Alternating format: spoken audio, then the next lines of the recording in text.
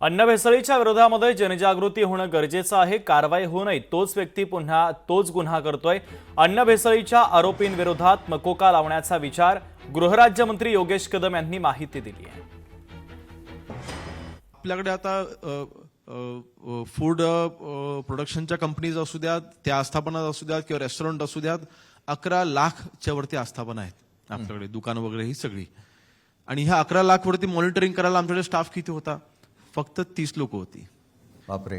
आणि रिक्त पद 200च्या वरती रिक्त पद होती फूड इन्स्पेक्टर्सची।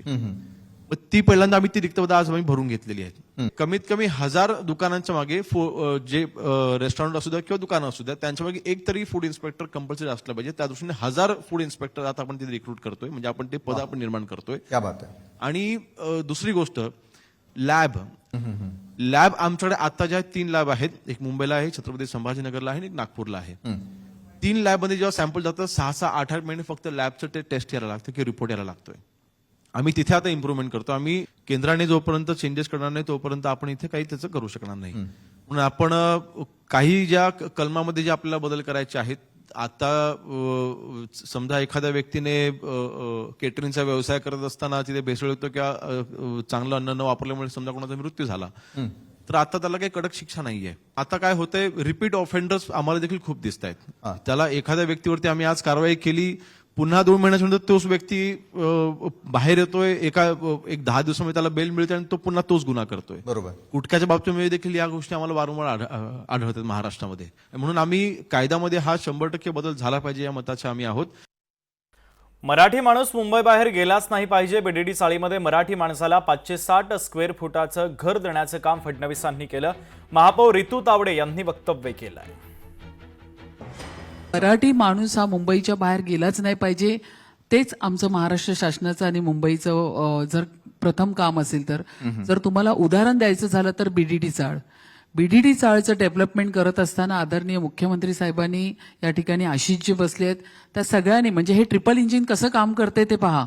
तर या ठिकाणी बीडीडी चाळीमध्ये आतापर्यंत कोणी विचार केला नाही, तो आमच्या सरकारने केलेला आहे। बीडीडी चाळीमध्ये राहत असलेला मराठी माणूस जो 160 स्क्वेअर फीट घरामध्ये राहत होता, त्याला 560 स्क्वेअर फीटचं घर देण्याचं काम हे या ठिकाणी देवेंद्रजींच्या सरकारने केलेलं आहे। मग त्याचबरोबर आपण बघायला गेलं तर धारावी सारखी पूर्ण सिटी 10 लाख लोकांची क्लस्टर डेव्हलपमेंटमध्ये आपण सुरुवात केलेली आहे।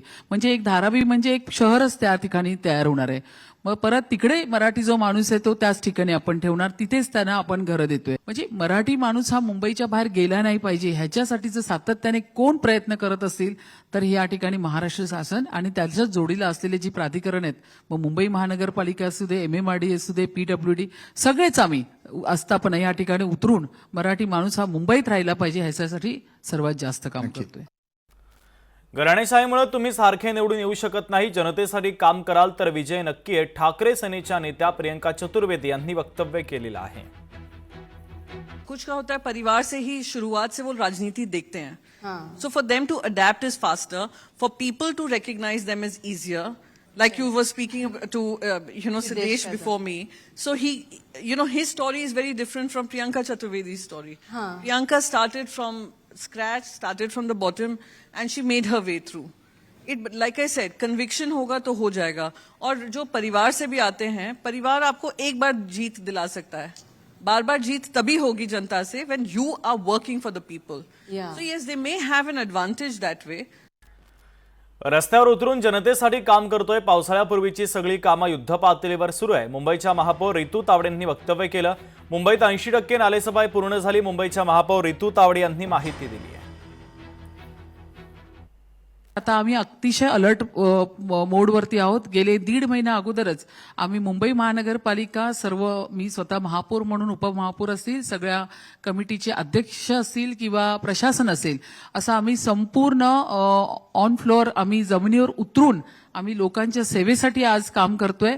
मग पावसाळ्यापूर्वीची पूर्ण नालेसफाई असेल, स्वच्छता असेल, किंवा आत्ताच आदरणीय मुख्यमंत्री देवेंद्र फडणवीस साहेब आशिषजी बसलेत आता इथे, तर महाराष्ट्र शासनाच्या माध्यमातून जे मुंबईचे 2000 किलोमीटरचे रस्ते जे मुंबईकर अतिशय त्रासले होते रोडसाठी, तर आता जवळपास 3rd फेज म्हणजे 750 किलोमीटरचे रोड आपण विथ टनेल डक आपण कंप्लीट केलेले आहेत.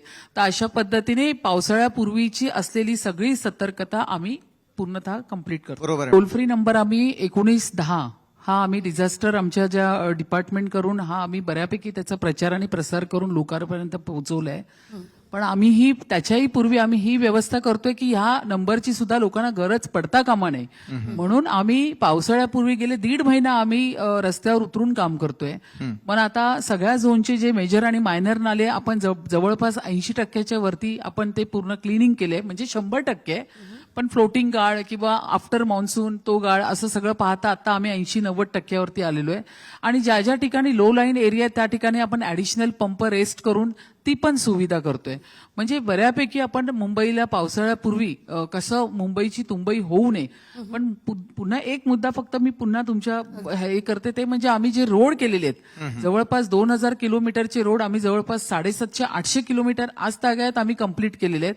ते रोड पाहता ते रोड कम्प्लिटली झाले with side drains with tunnel duck आम्ही सगळं कंप्लीट करून रेडी आहोत. आणि आता पावसाळा आल्यामुळे उर्वरित आम्ही आफ्टर मान्सून नंतर करणार आहोत. म्हणजे अशा पद्धतीने आमचं काम जोरदार चालू आहे, ज्या आम्ही ऑलरेडी फील्डवरती उतरून काम करतोय.